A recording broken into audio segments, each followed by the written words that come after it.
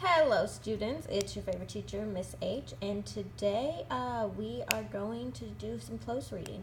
So I just wanted to make a really quick video to give you some examples of close read and to talk about why we close read. I know you all did this a lot last year with Miss Dennison, but close reading, you're concerned with the quality of the text. You're not trying to read a lot, you're not trying to read quickly, but you're trying to read slowly, deeply. You're thinking about what you're reading, you're annotating, and it's really like you're having a conversation with the text, okay? So you're seeing what the text says, and then you're replying to it and responding to it. And we're going to close read all of our sections of Between the World and Me by Ta-Nehisi Coates. So this is the first section of Between the World and Me that we're going to close read. Now, whenever we do close reading here, you'll have a small chunk, like a paragraph of text, just like right here, and then you'll have a couple of things to annotate and some questions to answer, okay? So I wanted to do the first couple ones with you. So before we start or do anything, we just read through. So I'm going to read out loud for you all.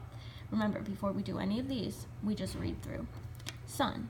Last Sunday, the host of a popular news show asked me what it meant to lose my body.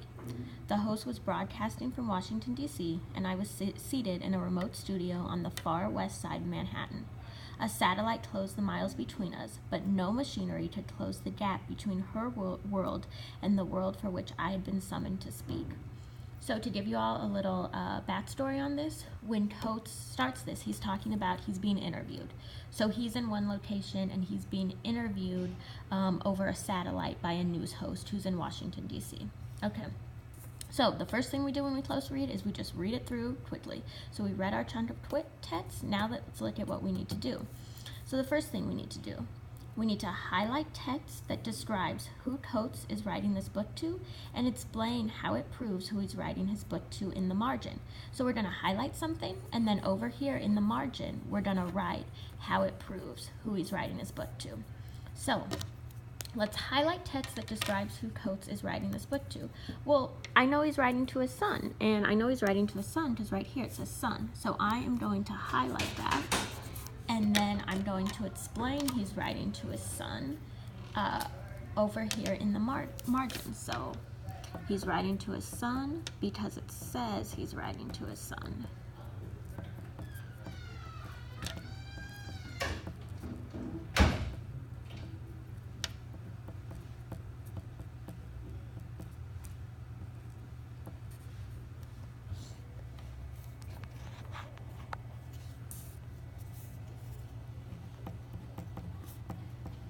Okay, just like that. So I do my highlighting and I do my annotation over here. And when you finish close reading, your paper should look all marked up. It should be all marked up, not clear at all.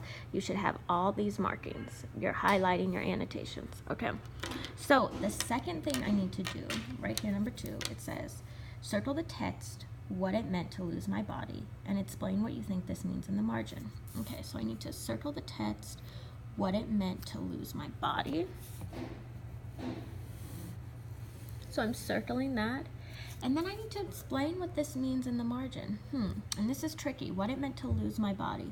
Well, this is figurative language because I don't think he's literally talking about losing his body, right? You can't really lose your body like you might lose your car keys. But I do know that when you say, like, oh, I lost my grandmother, that means that your grandmother passed away. So maybe what it meant to lose my body means like what it means for me to pass away, or maybe what it means for me to die. So I'm not sure, that's just what I think it means. I used some context clues. So I'm going to draw a line, and then over in here in the margin, I'm going to write what it means for me to die. Okay, so I want you to do the next 2 on your own. You're underlining text, and then you're going to highlight more things. Do exactly like I needed to do. If you need to watch this video again, that's fine. This is here to help you. And then you'll go on and finish off the next 2 chunks, and then you'll end with a paragraph. If you have any questions, raise your hand. Happy close reading.